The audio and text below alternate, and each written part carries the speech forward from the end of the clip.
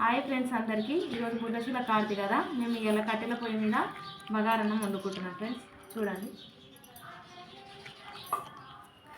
ముందుగానే ఉల్లిగడ్డ, పచ్చిమిరపకాయలు, కరివేపాకు, ఈ సాజీర లవంగాలు, ఇలాచీలు, దాల్చిన చెక్క, బిర్యానీ ఆకు ఇవన్నీ రెడీ చేసి పెట్టుకున్నా.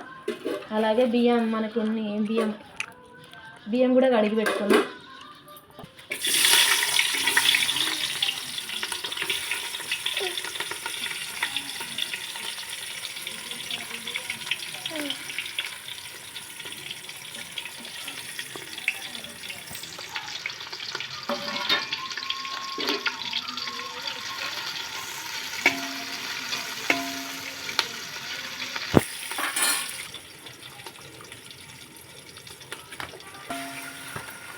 ఉప్పు వేస్తున్నాం.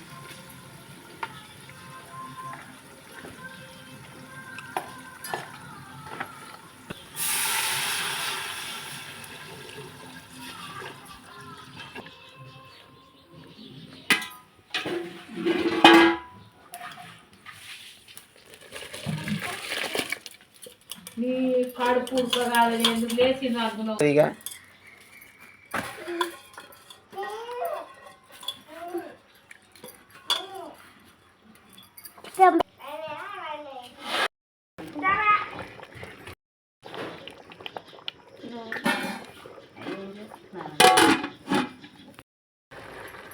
అన్నం ఇక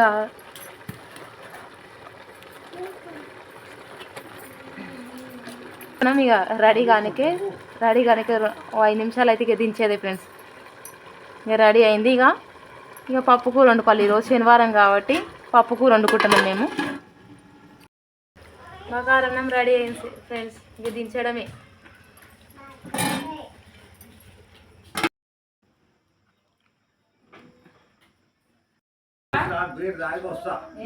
బిర్యానీ వేసుకుంటున్నాం, బాగా వండుకుంటున్నాం అని మొగ్గులు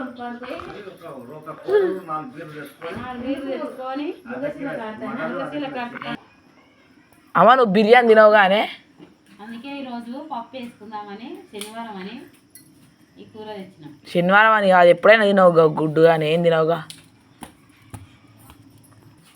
నాన్ వెజ్ తినాం కదా, నేను అమ్మమ్మ ఎక్కువ తినాం కదా, అందుకే అమ్మమ్మ బయట నుంచి ఎర్ర గల్జేరు కూర తెచ్చింది. ఇది హెల్త్ కూడా మస్తు మంచిది. అయితే ఎర్ర గల్జేరే మోల్చింది. బయట వాన పడ్డది కానీ మొన్న అమ్మమ్మ తెంపుకొచ్చింది. చూపి ఇక్కడ దగ్గర నుంచి చూడండి ఫ్రెండ్స్, ఎర్ర గల్జేరు కూర ఇట్లుంటుంది.